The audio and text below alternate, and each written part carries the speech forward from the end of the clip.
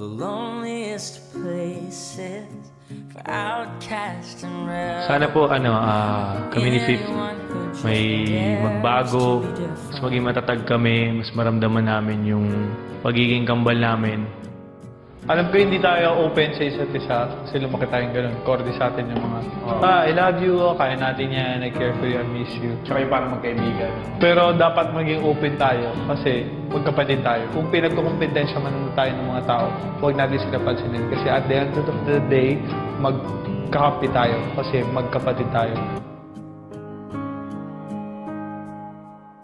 Trust the one who's been where you are, wishing all it was still. Hindi ako pwede sumukot. Kailangan ko makausap yung mami ko. Baka gumaan yung loob ko. Lumakas palalo yung loob ko dito sa loob ng bahay niya.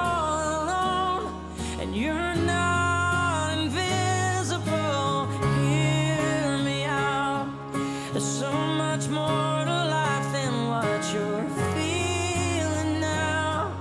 Someday you'll look back on all these days, and all this pain is gonna be invisible. Kasi po, through that po, mas magiging open kami po sa isa't isa. Mas magiging tight po yung family namin. So your confidence is quiet.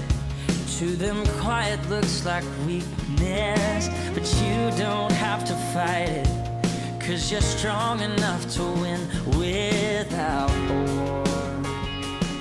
Mahirap po makita yung na ganun, yung kambal ko. Hindi po ako sanay masiyahin po. Yeah, I promise you don't need to hide it anymore. Mahirap din pala dalawang pumasok. Dalawa kayo pumasok. Be afraid of doing something different. You dare to be something more. Just the one. Yun, open-minded po ako na tao. Kung marami pong hindi tanggap yun, okay lang po. Basta alam ko po yung, tanggap ko po yung sarili ko at yung mga tao nagmamahal po sa akin. Kahit anong mangyari, wala nang magbabago. Suportado pa rin naman and ready ako kung anong mangyari. Paglabas o ano.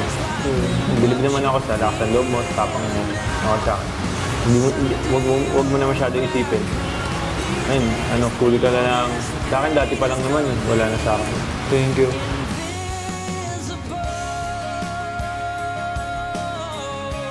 Si Fifth ay matatag.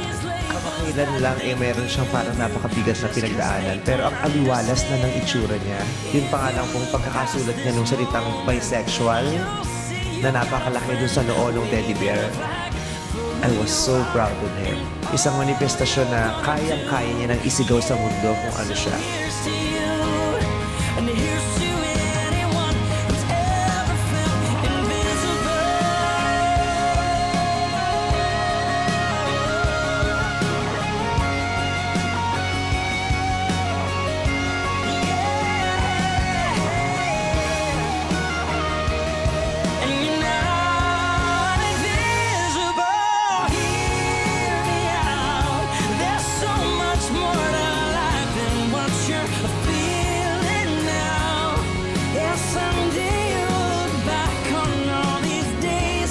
All this pain is gonna be